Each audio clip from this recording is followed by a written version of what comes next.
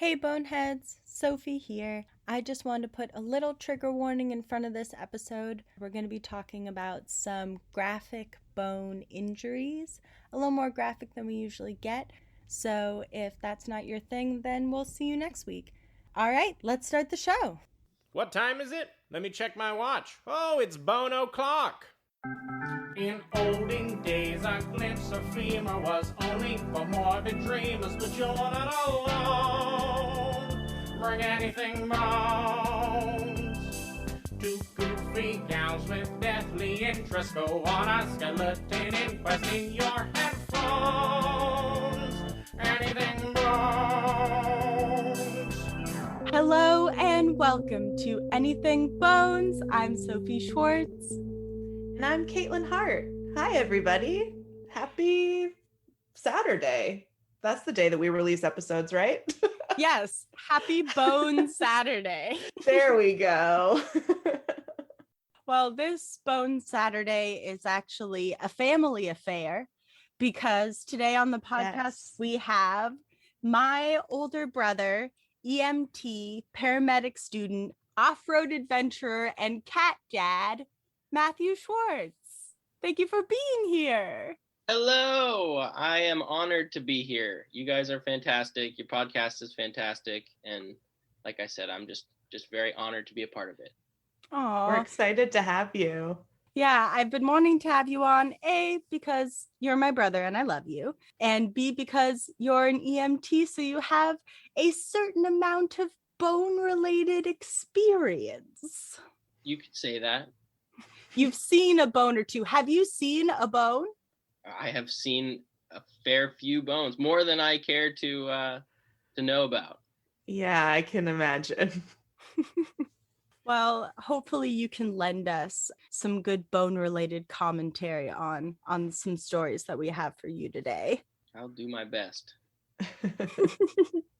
I think I'll kick it off if that's okay with everybody. Please. Sounds good. I have to pull up my notes. I got a mysterious email from you before this that said, do not open. I saw that. Yes, and you are not gonna open it until I say so. Written in all caps, do not open until instructed to. What did I do though? Bitch! No, I quickly opened it and then go, oh shit, and then I didn't see anything and I clicked away. When I send you an email that says, in all caps, do not open, this is for the podcast, you don't open it. It's for the podcast. It was just, I was absentmindedly opening it on accident.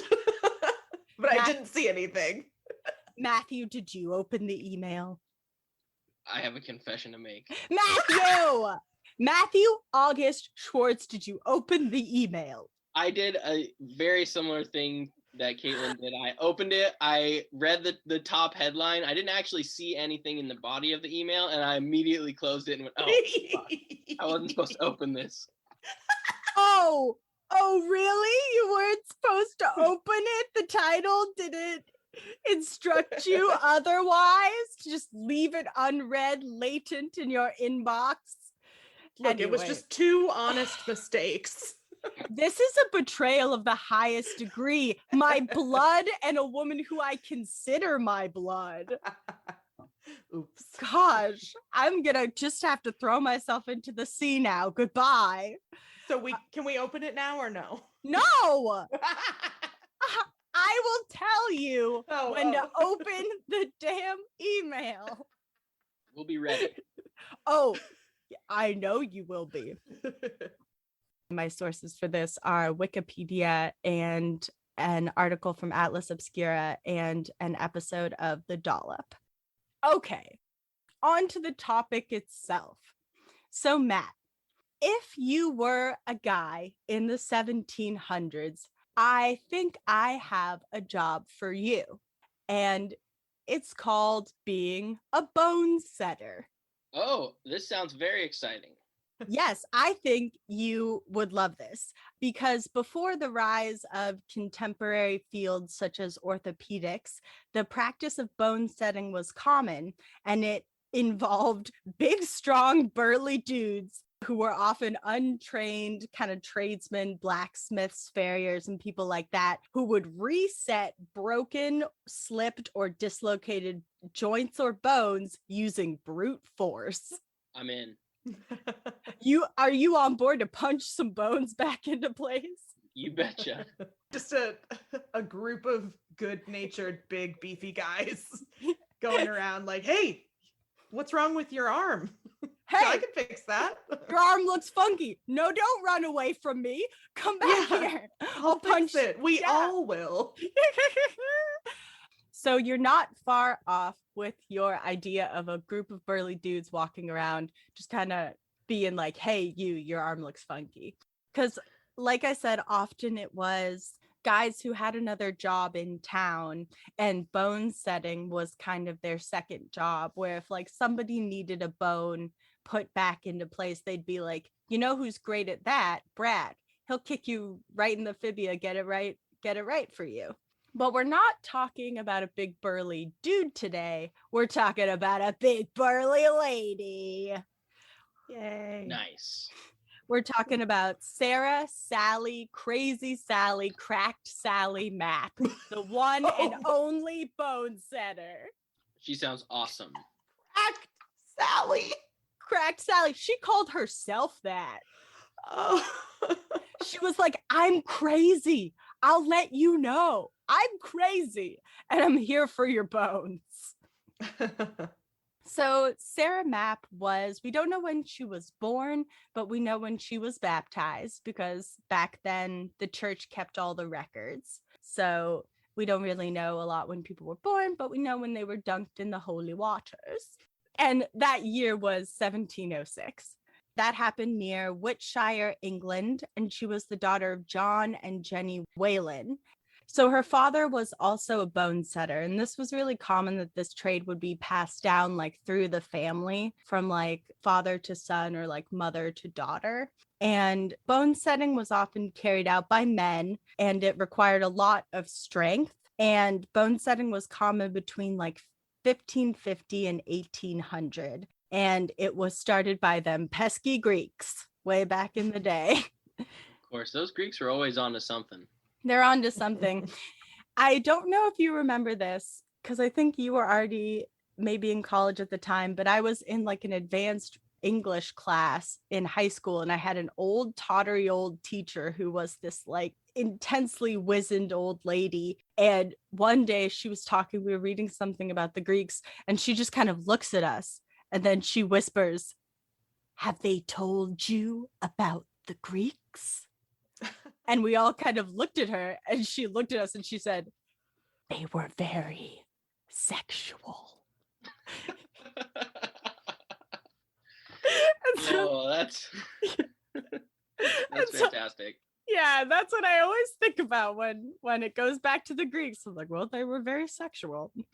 So My God, she was like, was she trying to be secretive, or was she just trying to give it to you straight? I don't know what her motives were, but that's funny. I think she was like, they're not, other people won't tell you this, but I'm gonna tell you. The Greeks are sexual. So back to bone setting. Bone setting was like somewhat legit if the person knew what they were doing. Like if they had some knowledge of anatomy and how the bone was actually supposed to look. Because a lot of people would just walk around, like a lot of jobs were manual and dangerous, you know, between 1500 and 1800. And so people would get hurt, and then they would just kind of live with it. So if you had a dislocated arm, or if you had a bone that had healed like really weird or at an odd angle, you just had that. That was just a part of you. Unless you could get a bone setter to come and re-break it or like shove it back in where it's supposed to go. So these people were intensely important for the health of the community. Oh, and if you're a female bone setter, you were called a shape mistress. Why? That's a great name, though. I don't know, but I want that on my business cards. Hi, my name is Sophie. I'm a shape mistress. Take what you will. What, like the shape of the bone? Yeah, like don't get it. She's putting you back into shape. I don't know. She can bend the bones at will. I don't know. That's funny. Because she's not a man, and God forbid we call men and women of the same profession the same thing. Sure. That just wouldn't work. Oh, no. But her career started basically when she was a little girl, because she would help out her dad. And she was kind of her dad's announcer and manned his booth at horse races and fairs and stuff like that. So, like a hype man. Yeah, she'd be like, hey, your bone looks fucked up. Come get it fixed by my dad. He does a great job. He'll punch the shit out of your bone, make it much better. Hey, you over there, that leg looks weird. Come here. Like, that was her whole job. And she would watch her dad work and kind of get a sense for the business. And then as she grew older, around 10 or 11, she started going to do bone settings when he was unavailable. And she turned out to be much better than her dad at it. People would start asking for her specifically. Can you imagine those first few times that she, as a 10 or 11-year-old, went out and the person was like, oh, my arm is broken, and this little girl is going to come up and fix it? Like, I would be scared shitless. Yeah, I wrote, she comes and knocks on your door and says, hello, I'm like 12 and I've come to punch your bones back in place. It's very impressive that people started asking for her specifically, though. Yeah, but she was already at this age quite the character and had a lot of reputation for herself. She was kind of known for her temper and her kind of brash demeanor, and she started drinking when she was like 8. So like, she's a drunken, strong 12-year-old running around resetting people's bones. I just love it so much. Yeah, that's like ridiculously badass. Yeah. And she kind of got into a fight with her dad, and she decided to strike out on her own. She was like, I'm going to have my own bone setting business. I'm 12 years old. I already have a drinking problem and everybody knows me.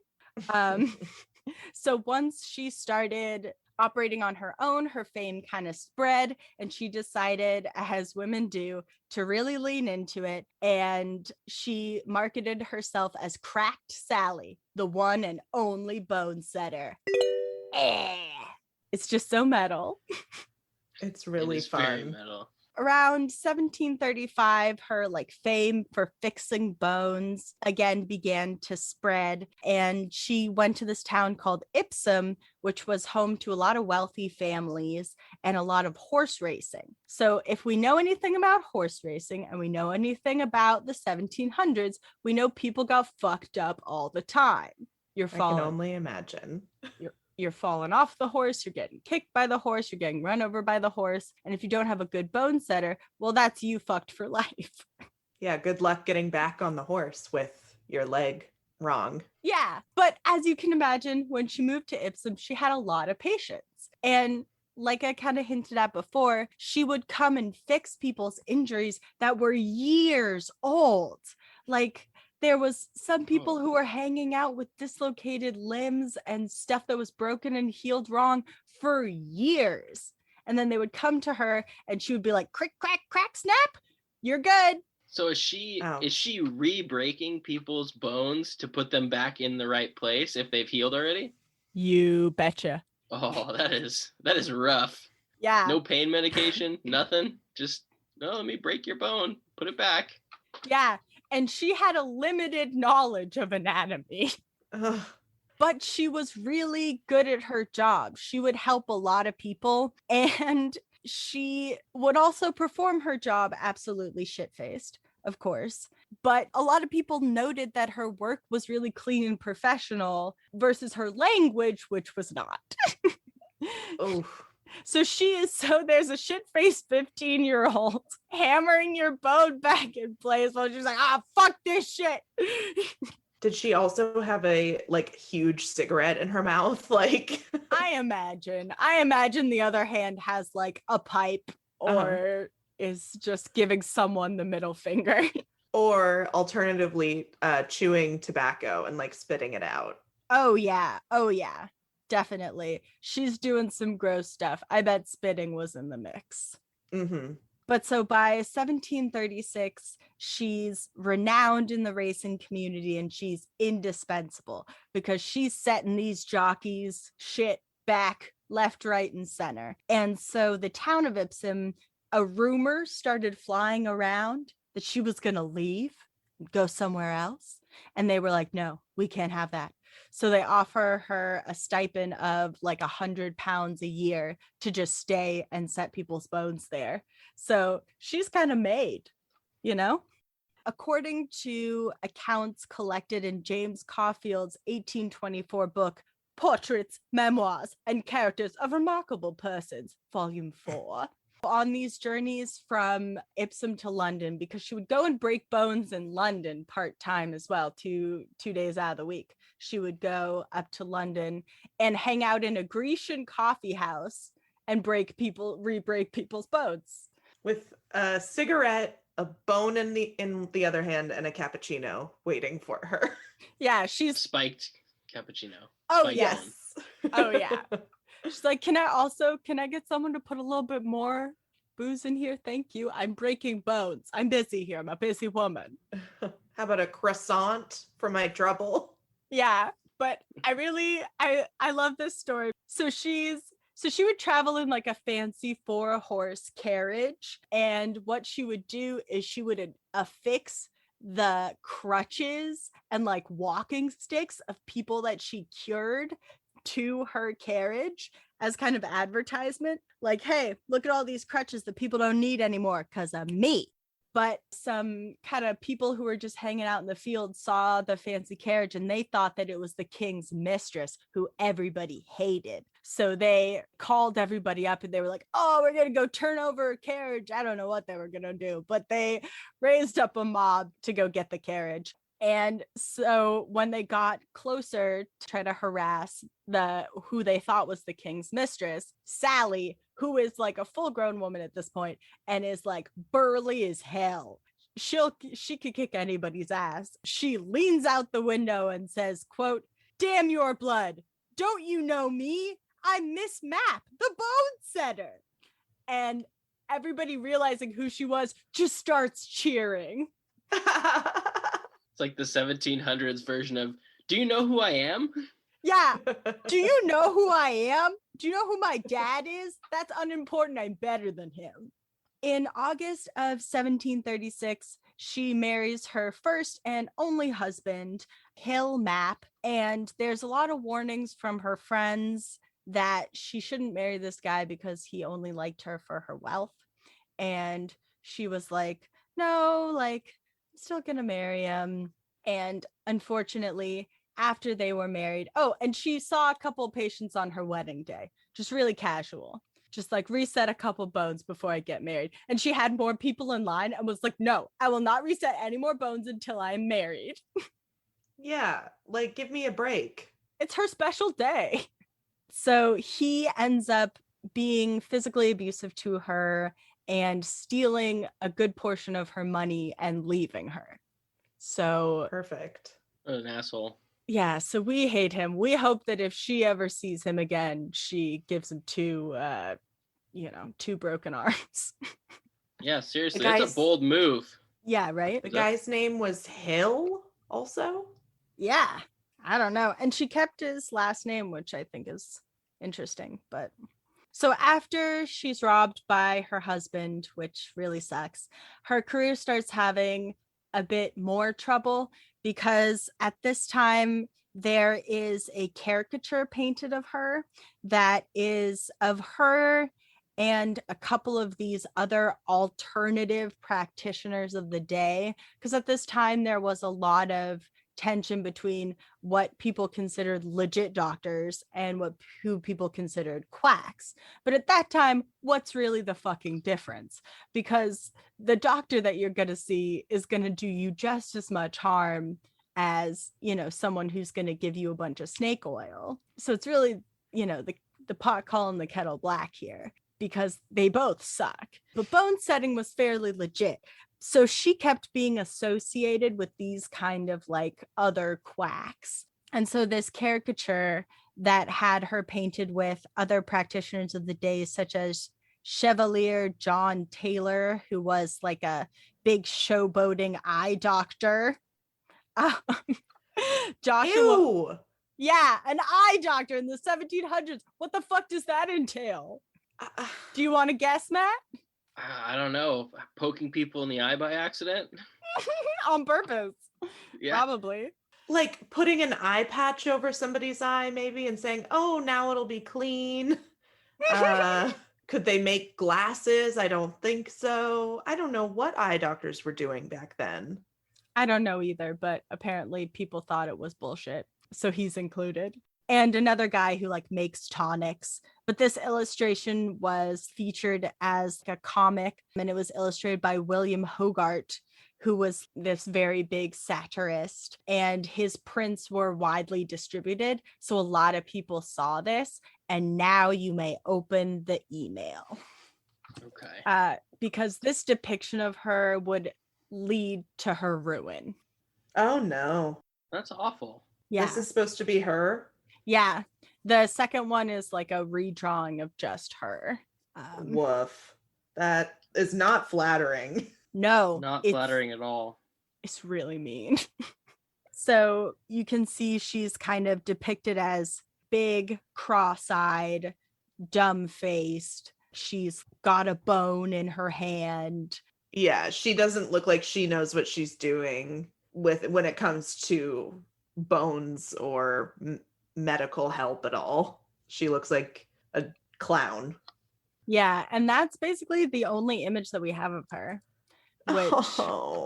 which really sucks, because this basically tanked her reputation, because, you know, it was all over the place and other doctors kind of were perpetuating it and really targeting her with this kind of what I think is kind of misogynistic portrayal of this woman.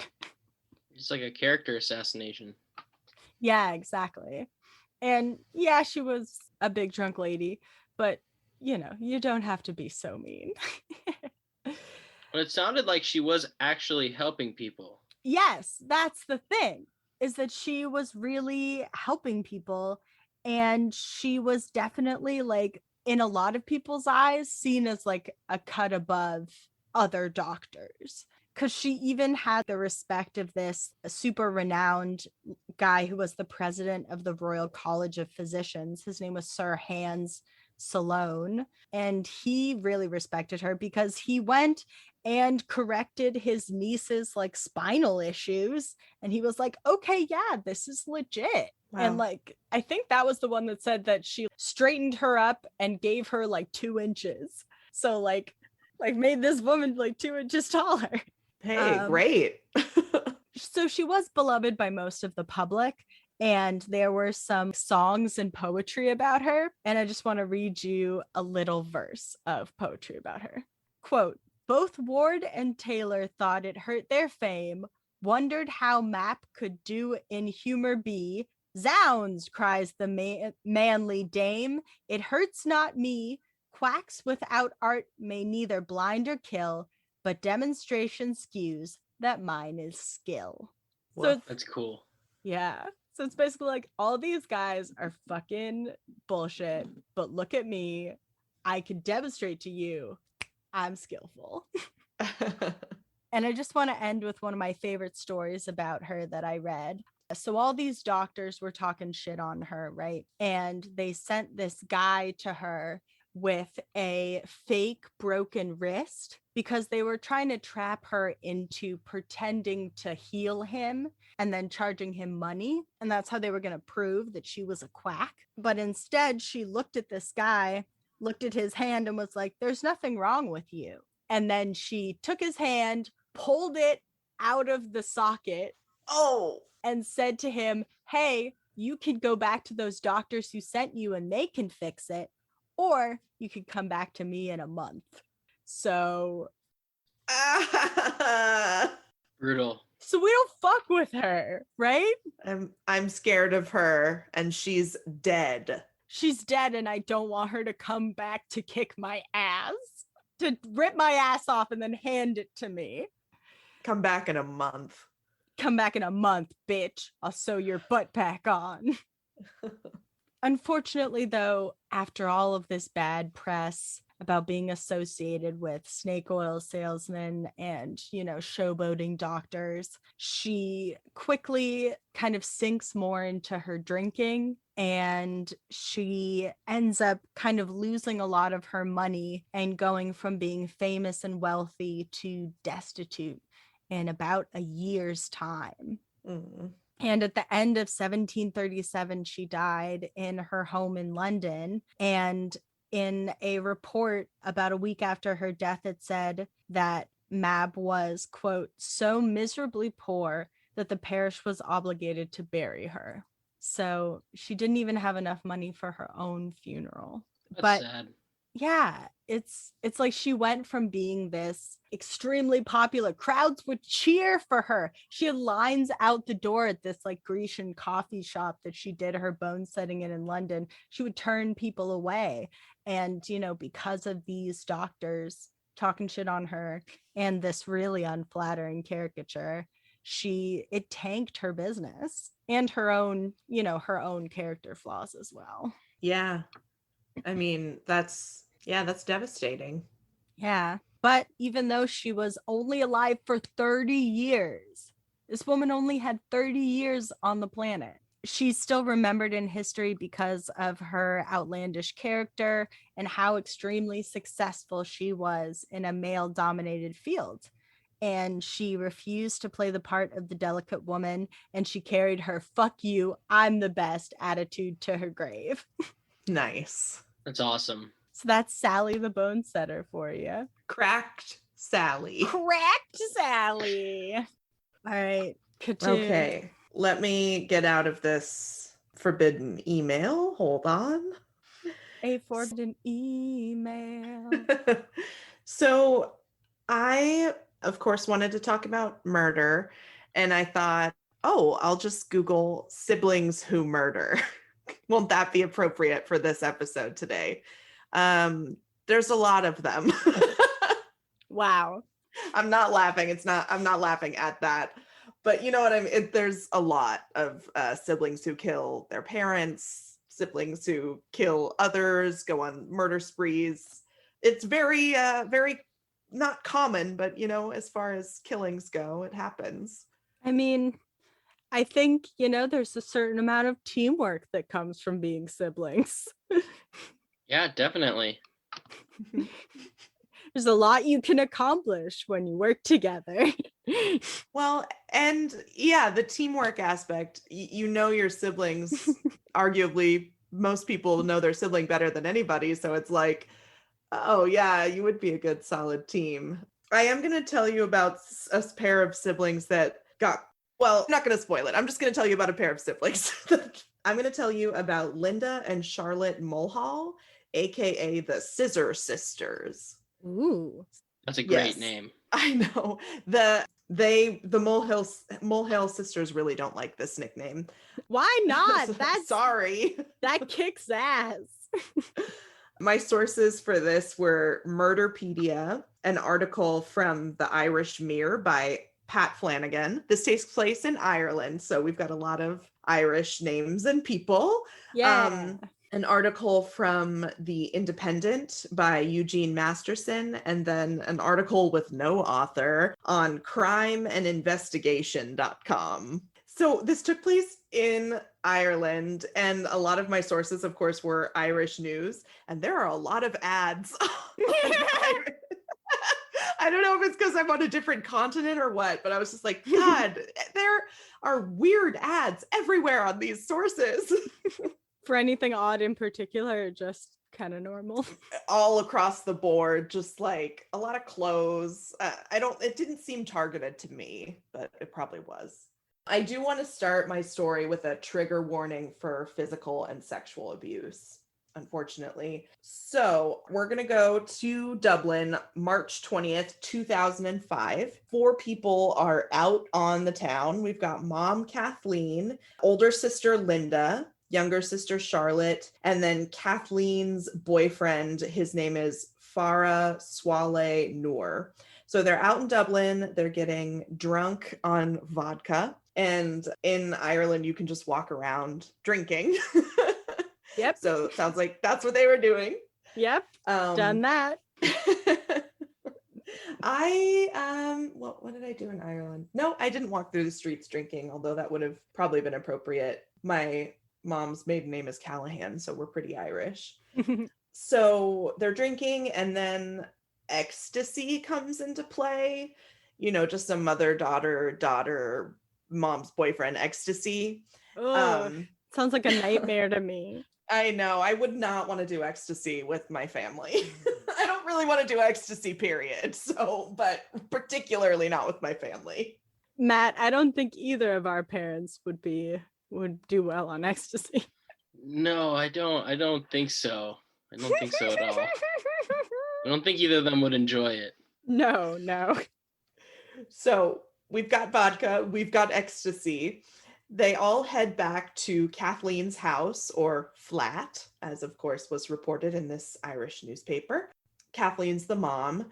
So these 2 sisters have a pretty troubled past. At this point, Linda's around 30 years old. She has kids. She's been in and out of abusive relationships. One of her relationships with a guy who was eventually convicted for murder. It sounds like he murdered somebody that was like visiting his wife's grave, which is just so gross.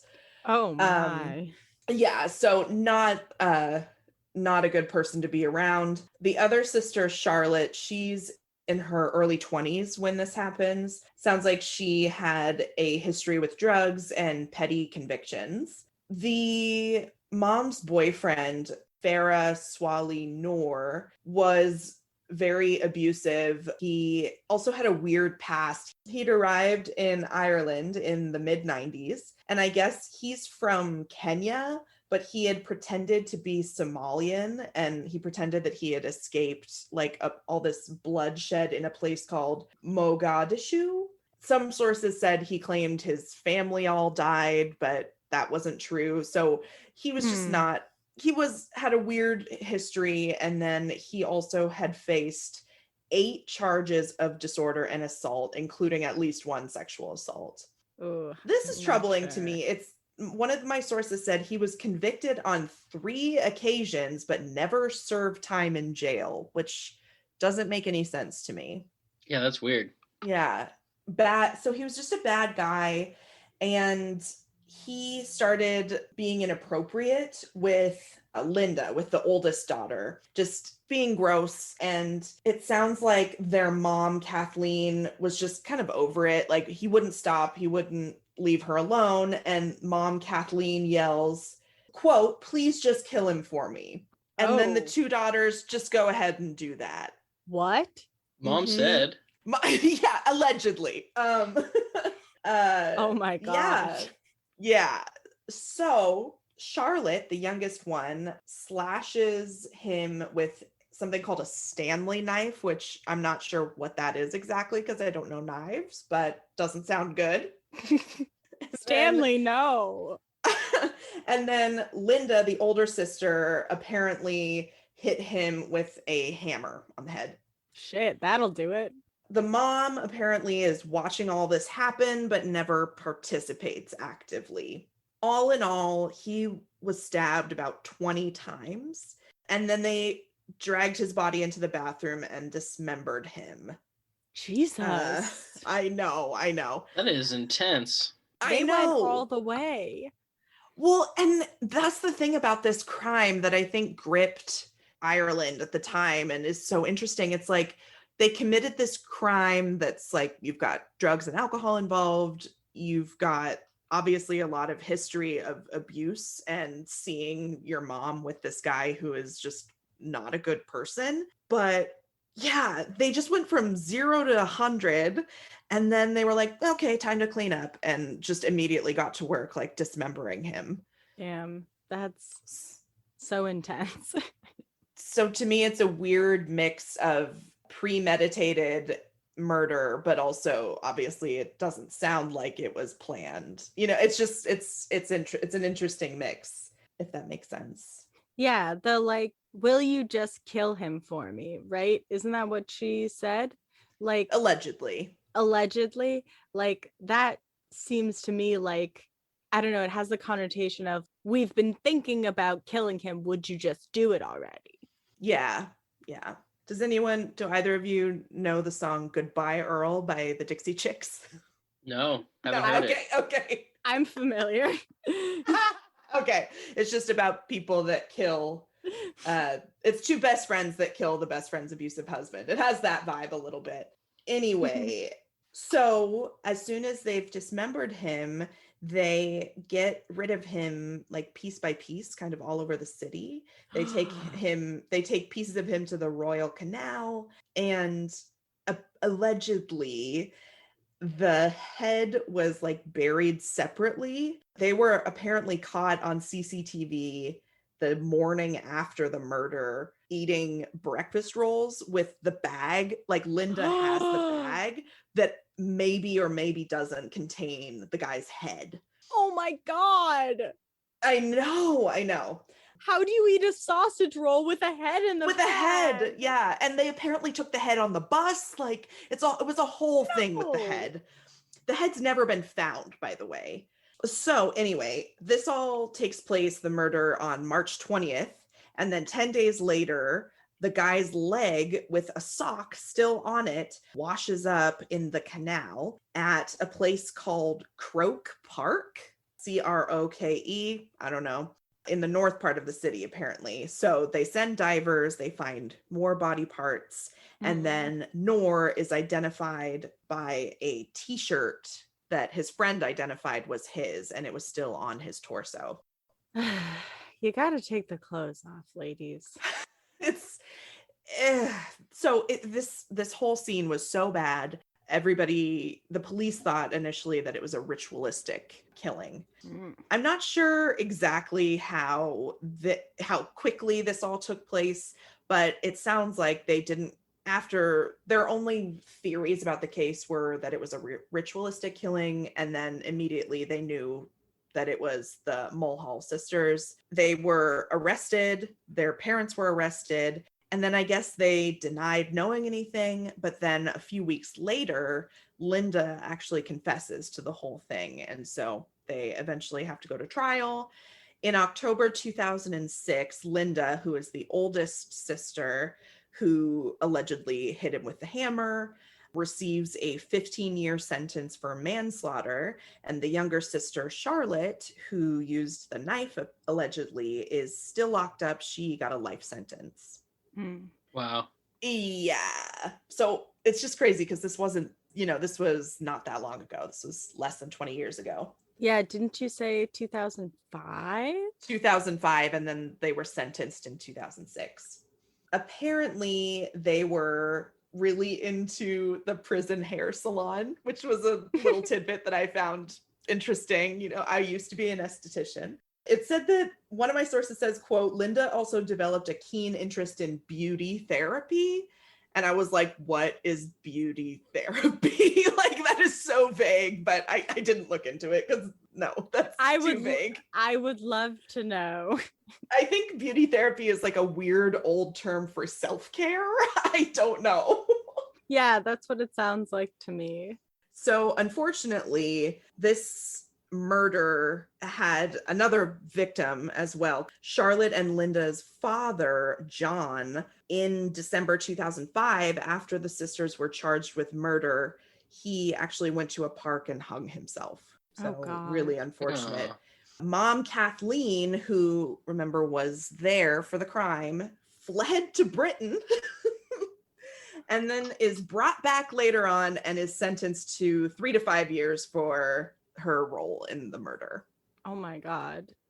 I know. Yeah. That doesn't seem, I don't know. Standing by, I don't know. It's so hard. We always come up against this whole thing of like when someone who is abusive or someone who is a threat or a danger gets killed.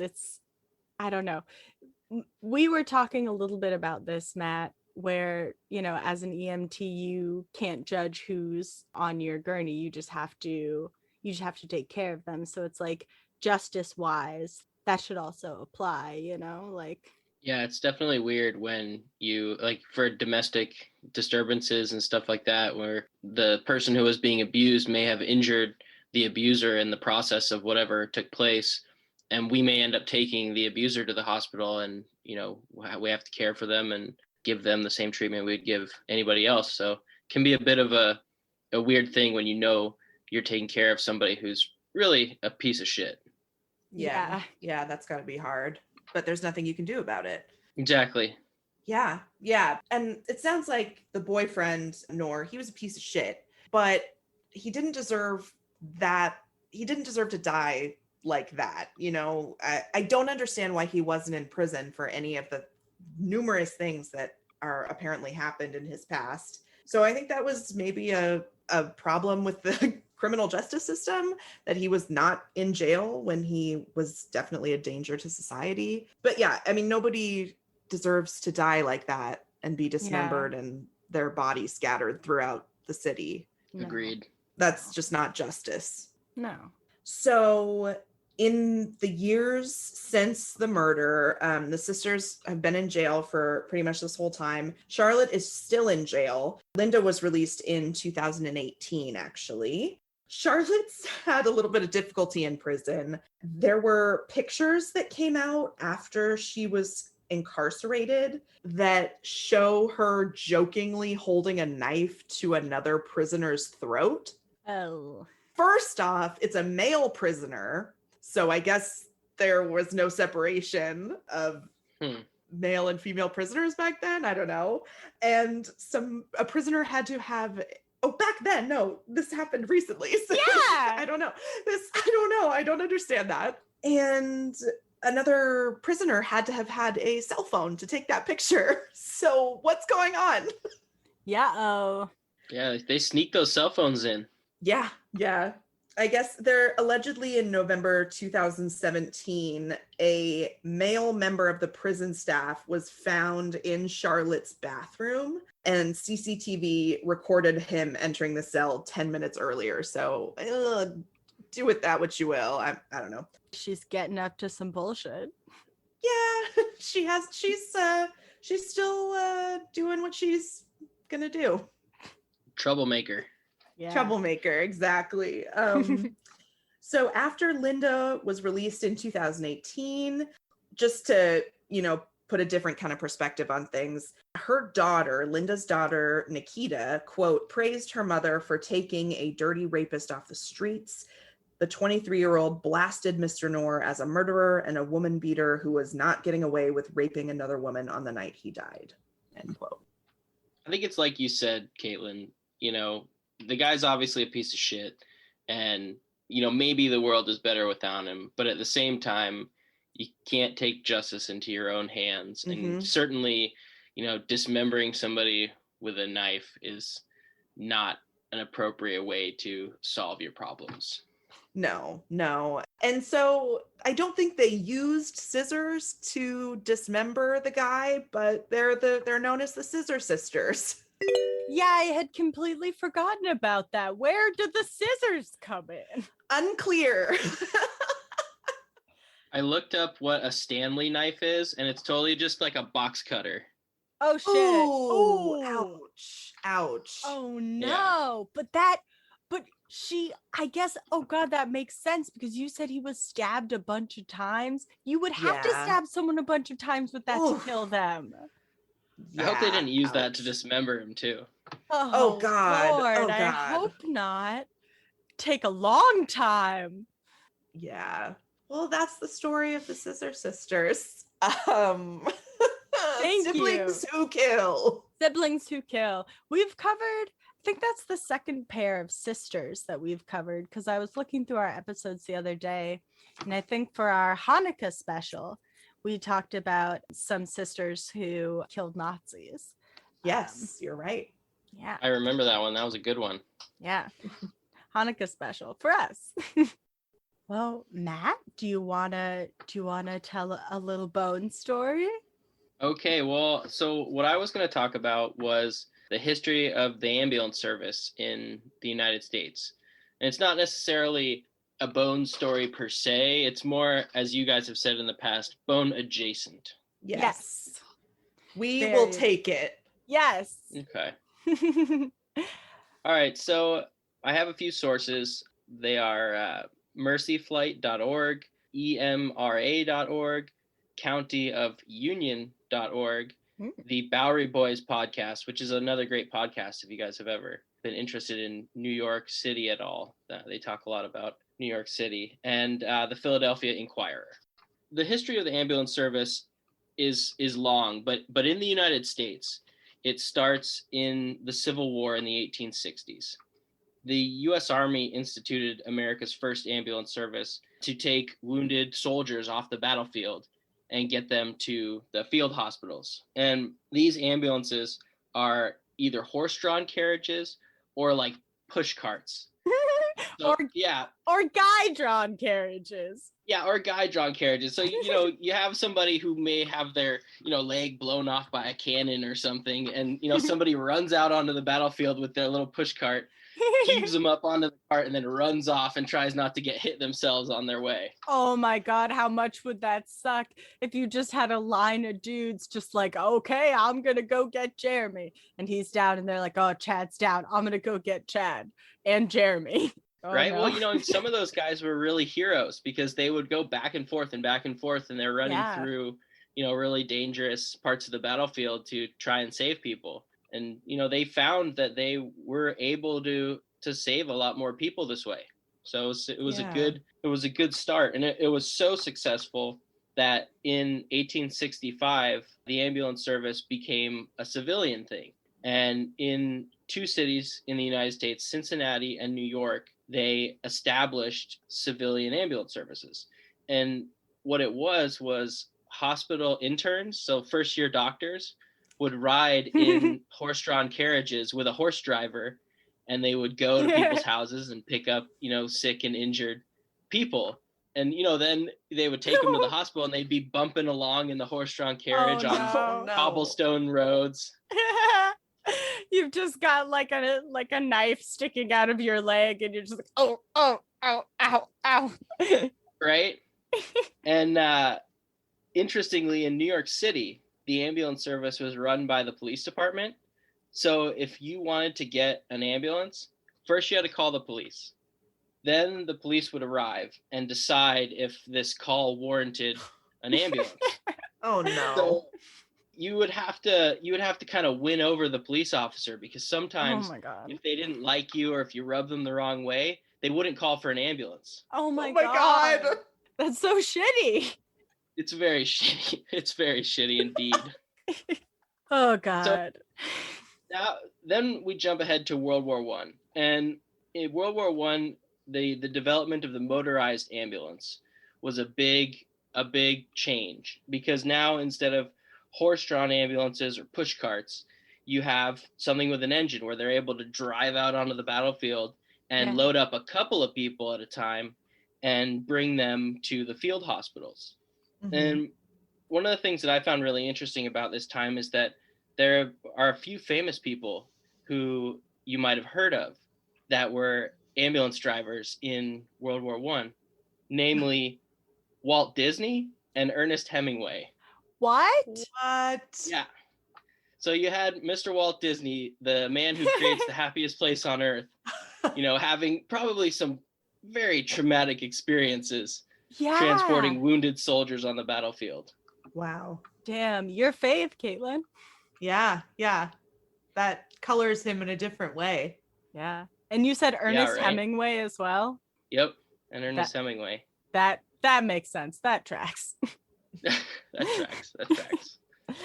So next we jump into the Roaring 20s. My favorite time. Yes, the Roaring 20s. And this time we saw the first volunteer rescue squads. And these were forming in places like Virginia and New Jersey. And so at this time, control of the ambulance services were starting to shift toward hospitals and fire departments from funeral homes. Because during this time, most of the ambulance service in the country was out of funeral homes. And the reason being is because the hearses were some of the only vehicles that were designed for adults to lie down in. So, Right. you know, the funeral home guy, the mortician or whoever would come and pick up sick and injured patients, take them to the hospital. But if they so happen to have died along the way, you could just, you know, head back to the funeral home. Give them right And, back. Yeah, exactly. Yeah. Do you Call think it they good. ever drove kind of slow because they were short on business? You know, I can't say one way or the other, but it wouldn't be surprising. We had a Birkin hair behind the wheel. Yeah, exactly. Now we're going to jump ahead even farther to the late 50s and the early 60s. And at this time, there were some landmark articles that were produced or that were published. And this began to detail the science and methods for cardiopulmonary resuscitation, otherwise known as CPR. And Hey. this began to forge a link in the chain of survival that was going to become probably the most important link for treatment of pre-hospital cardiac patients. Because up until this point, if somebody had a heart attack, you just kind of said, well, they're dead.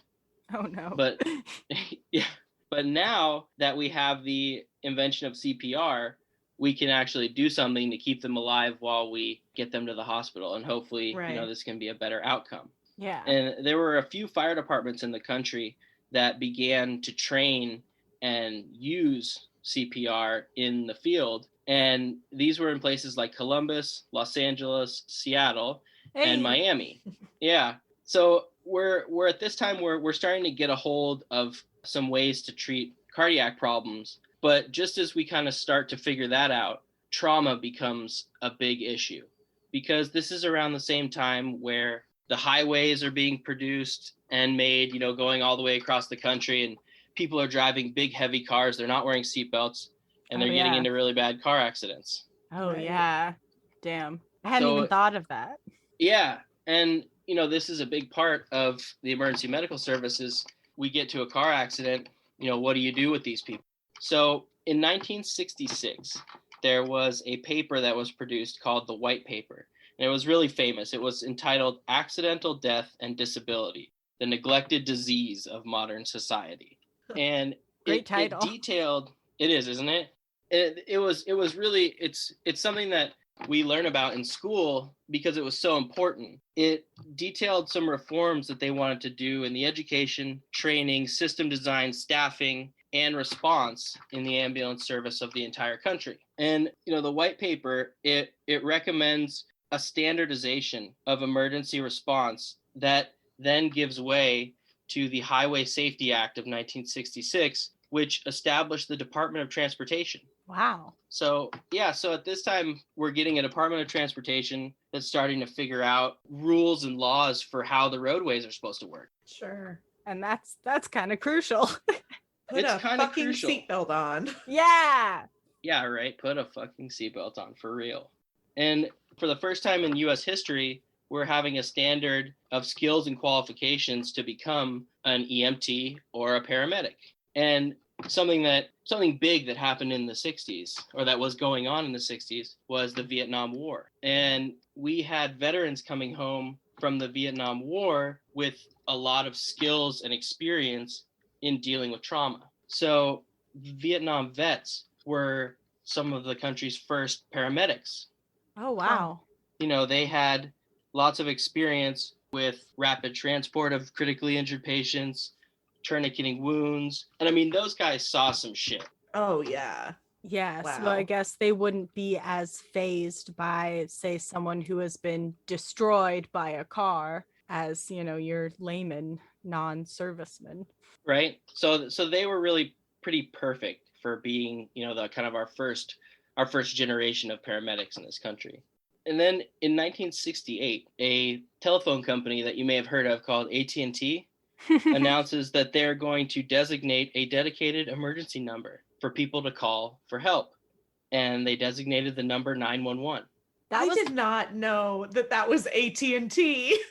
Yep. And it was in Really? 1968. So it's like not that long ago. No.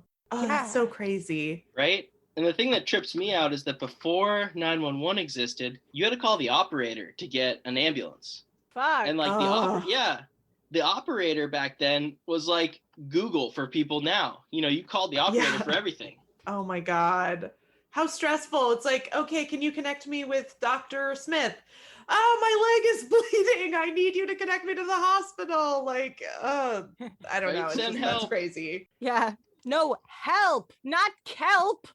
Yeah. That's wild that it was AT&T, that it was not a government thing. Yeah. And the 911 number, they designated it as 911, and they wanted to spread it throughout the country. And so it took a little while to get across the whole country. So it wasn't like one day there wasn't 911, the next day there was. It kind of was a slow rollout over the course of a couple of years, I believe, to get to the point where you could, because now if you're anywhere in the country and you dial 911, you can get an ambulance. But, you know, I mean, it wasn't always like that. That's insane. So from 1968, we jump into the 1970s. And at this point, the government passes a piece of legislation called the EMS Systems Act of 1973. And this provides for funding and creation for more than 300 EMS agencies across the country. So it's like setting the stage for the nationwide ambulance service so that, you know, now we have a number you can call, but if you call the number and there's no ambulance available, then there's no point in having the number. Yeah. So, yeah. So now we're making it so that there are ambulances everywhere, so that you can get help wherever you are, whether you're in a rural place or, you know, downtown Manhattan. Yeah. Mm-hmm. And throughout the 80s, 90s, and 2000s, we really had an increase in the standard of care and expansion of the practices and the scope of practice for EMTs and paramedics. And really at that time, we're just trying to facilitate better and better patient outcomes. Mm-hmm. And when we come up to current times, and even within the last 10 years, EMS has become the focus of all kinds of intense research, of pre-hospital interventions to many commonly encountered acute care issues, such as acute respiratory distress, cardiac arrest, chest pain, and all kinds of other stuff. And what I think is really interesting is with increasingly integrated technology between pre-hospital care and the emergency department, we can now transmit patient data in real time from the ambulance to the hospital to, you know, help decide on what treatments are necessary and, you know, what hospitals we're going to go to. So it's pretty cool. You know, in the back of the ambulance, I can hook up my cardiac monitor to my patient. And if I see something that catches my attention, I can then send it to the hospital, and a cardiologist can look at it and say, yeah, I think this person's having a heart attack, or no, I don't. We want you to go to the closest hospital, or we want you to go to a special cardiac center. It's really interesting to me how the industry has gone from push carts on the battlefield to transmitting in real time findings of an EKG to the hospital. Yeah, that's amazing. Yeah, that's like space shit. It is. That's insane. That's wonderful. It's really cool. So that, you know, that's kind of my down and dirty history of the ambulance service from the Civil War until now. That's so cool. Yeah, you know, I like I said, it's more bone adjacent because, you know, we deal with bone problems. But, you know, I just thought it would be an interesting story for you guys to hear about. Yeah, that was fascinating. I feel like there was a lot in there that I did not know, and especially the famous people who were ambulance drivers. Yeah.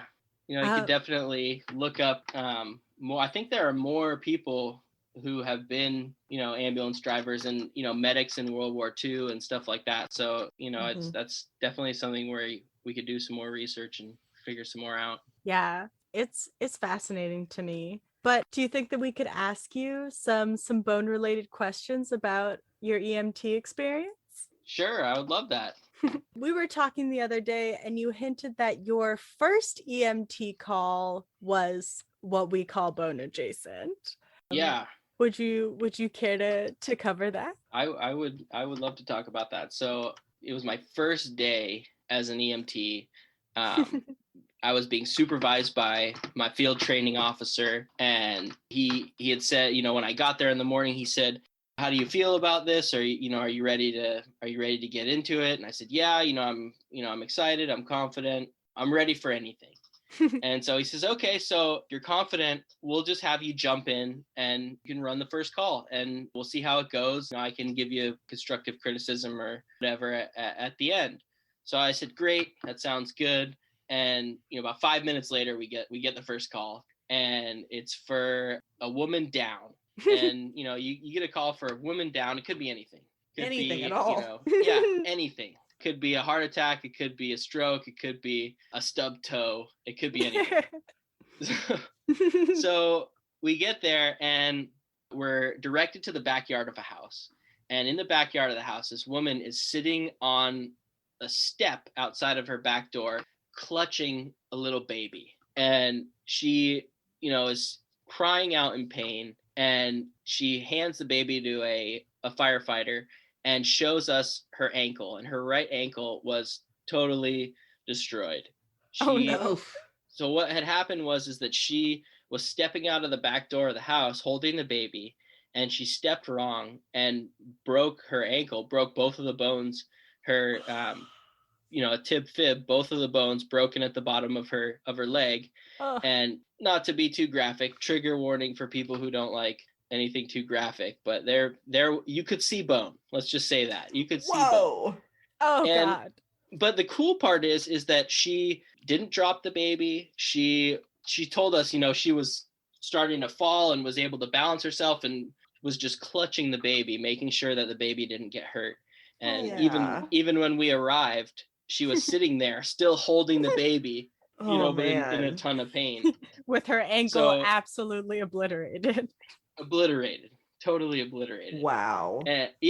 And so, we splinted her ankle and gave her some pain medication and, got her on the gurney and in the ambulance and took her to the hospital. But it was definitely not what I was expecting for my first call. I was kind of hoping for something to ease into it, maybe like just somebody who was sick to their stomach or something like that. Yeah. But, it was a full-on tib fib, bone sticking out fracture. Jesus. So it was fun. It was exciting. A full-on bone encounter. A bone encounter. Oh my! I have a question because I want to understand what's the difference between an EMT and a paramedic. That is a really good question. So an EMT is the first level of emergency medical technician, and an EMT has a narrower scope of practice than a paramedic does. So an EMT is able to give very few medications like Narcan for drug overdoses, epinephrine for allergic reactions. You can give nitroglycerin for heart attacks and a few other things. And an EMT is really there to stabilize a patient and do very minor medical care, stopping bleeding, stuff like that. Whereas a paramedic is a much higher trained medical practitioner. So a paramedic can give all kinds of medications. Paramedic can start an IV. And depending on where you live, the scope of practice for paramedics is different. And there are parts of the country where a paramedic can drain the fluid from around somebody's heart if they're having a cardiac tamponade, which is a traumatic injury. So you can, there are some paramedics that get to put big old needles up into someone's chest to pull fluid out from around their heart. Yeah. So it's in an ambulance. Well, usually when you do something like that, the ambulance isn't moving. Okay, cool. Yeah. But so, really the biggest difference between an EMT and a paramedic is that paramedic has a wider scope of practice, is able to give more medication, start an IV, and is trained to read and use a cardiac monitor. Gotcha. Oh, that's cool. Yeah. How much school do you have to go to be a paramedic versus an EMT? Yeah, so that's a really good question. EMT school is, depending on where you go, I did an accelerated program at UCLA, and it was 4 weeks. So, in 4 weeks, they give you all the information and they teach you all the skills, and you take your national licensing exam, and then you're an EMT. So you can, depending on where you go, you can be out in the field in as little as, a month and a half. And so for a paramedic, I'm also going to UCLA, and that is also an accelerated program, but I think 7-8 months. So we started in January, and I end at the end of August. Gotcha. 8 months. Cool. But for the paramedic, you are doing an in-class portion, a clinical portion in the hospital, and then an internship where you ride with an already certified paramedic, and they kind of help you figure out, what to do in the field. Cool. That's awesome. What would you consider maybe the coolest skill that you've learned in your paramedic schooling so far? Oh boy. So we've learned a lot of cool skills. I think maybe the most flashy the one that they always use on all the TV shows is doing a surgical crike. So where you cut into somebody's neck and insert a breathing tube if you're unable to ventilate them or intubate them normally. So you cut a little hole in their airway and insert a breathing tube. It's not a very hard skill, but it's very exciting, and it always gets lots of attention when you have to do it. Yeah, damn. Definitely. I feel like in some movies I've seen it where they have to use like a pen as the breathing tube. I've always just been like, that is so unsanitary. So unsanitary. But you got to do what you got to do, right? Yes. I would rather have an infection than be dead. So yeah, that's definitely preferable. But it's really fun. So it's a great education, and it's a great career field to be in. Yeah, that's so cool. Yeah.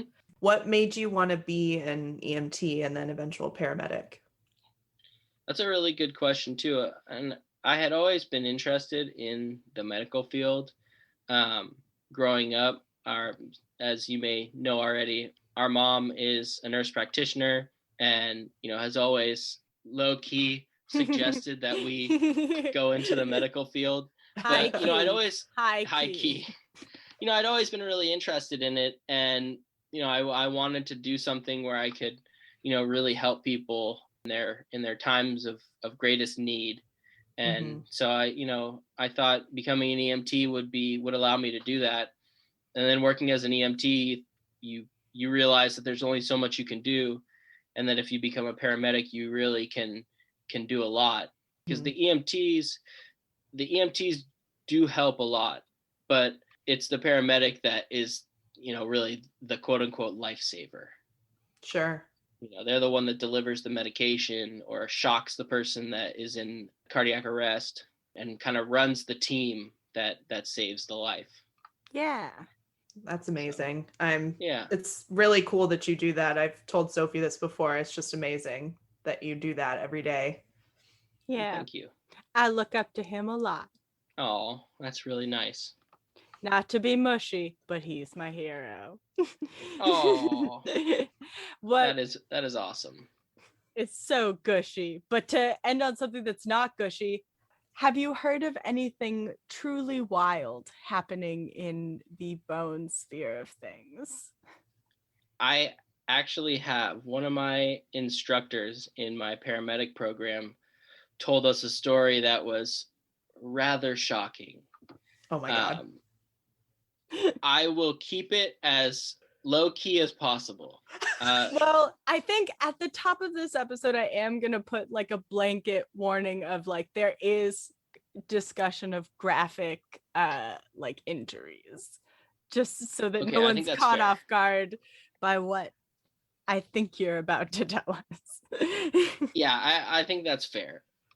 So this story, like I said, this is a story that one of my instructors told us of an experience that he had working as a paramedic in rural Texas.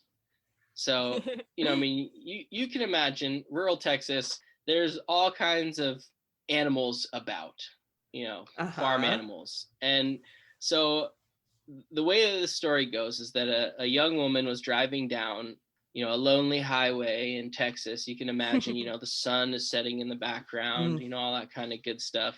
Yes. Everything you'd imagine Texas to be. And she's listening to her music and just, jamming out. And next thing you know, a horse walks out in front of her car. Oh, God. She hits the horse going a fair speed. The estimate was between 40 and 50 miles an hour. She hits this horse. Oh, no. And upon impact, the horse came through the windshield. And this poor young woman was impaled by one of the bones of the horse. Oh my God. Yeah. But she didn't survive, I'm guessing. She did survive. What? She absolutely did survive. And yes. The fire department had to find a way to remove her from the vehicle, even though she had been impaled by the horse. I believe it was one of the horse's legs. And, impaled by the horse. Yeah. So the firefighters had to cut the horse's leg above and below the impaled site so that they could transport her. So you can imagine that the folks in the emergency department were pretty surprised when someone came in with a horse's bone sticking out of them. With a section of a horse sticking out of them. Wow. I am so impressed that she lived. I think obviously clearly the horse did not, but no. I'm glad that she lived. The horse perished. The horse did perish, but she survived, and I think that's that's amazing. It's really one thing that I've learned or experienced in this field is that even though the human body can be pretty delicate sometimes, it also can be pretty sturdy and can take quite a bit of punishment. Yeah, seriously. And how far, just connecting it back to your story, how far we've come in our level of care for people. Hey, Matt, what's your favorite bone? That's also a really good question. And I thought about it a little bit because I knew that you were going to ask me. And I think I'm going to go for a bone that is underrated, but is really important. And that's the calcaneus, the heel bone. We stand on our heels all day long. We walk on our heels. They get a lot of action, but not a lot of acknowledgement for what they do. Wow. Yeah. Acknowledge your heel bone today, boneheads. Acknowledge your feet. Be grateful for your feet. Love your bones. Yes. I think we also, before we really say goodbye, we have to plug Matt's amazing YouTube channel also. Yes. Oh my gosh. Yes. Thank you. I appreciate the plug. No. What's it called? Yes. So my channel is called Off-Road Adventure 17. My wife and I do a lot of, we go camping, we drive, on these awesome off-road trails all over Southern California. And we've taken some videos to kind of document our journeys and travels. And it's really fun. We set the videos to some nice music. And so it's a good way to kind of kick back and relax and enjoy some beautiful scenery. Yeah, it really is. It's just so pleasant. And then hearing you guys talk and saying oh, there's this kind of tree or it's really relaxing and pleasant. I've only seen one because I get horrible car sickness. And so I was watching a video and then suddenly I was like, why do I feel so sick? So I can't watch them for too long or I get sick. Yeah, that's definitely true. So if you do get car sick out there, maybe you could try watching them, but I don't want to be making people sick. So I understand if you don't want to watch them. I just thought that was funny because I really like it's so calming and peaceful. And then I'm like, why is my stomach on fire? Such a juxtaposition. But it so is good it hurts. Yeah. For me. For Yeah. everybody who's normal, please check it out. No, she's right. It's very peaceful. Banter is wonderful. Charming couple. Beautiful countryside. Badass car. It's Off-Road Adventure 17 has it all. And you can even see a bone from time to time, I'm told. There may be bones at some point. There aren't any bones yet, but maybe we'll go on a bone hunt one day. And we'll see if we can find some. I will come on a bone hunt with you. That would be marvelous. Oh, well, this has been such a long chat, but such a cherished chat. Thank you for coming on. Thank you for having me. Like I said, it is absolutely an honor to be a part of this wonderful podcast. Thanks, Matt. Well, I guess the last thing of all of these wrapping ups is to say bon voyage. Bon voyage. Bon voyage. Goodbye. Bye. Thanks for listening to Anything Bones. Follow us on Instagram or Facebook at Anything Bones Podcast, or email us at anythingbonespodcast@gmail.com. Thank you to Nick Kruger for our spooky music and Stephen Vetteroff At Chubby Scrubby on Twitter. for our jazzy vocals, and thank you to Camilla Franklin At Camilla Strader on Instagram. for our beautiful bony artwork. Please rate, review, and subscribe. And Impaled by the horse. yeah,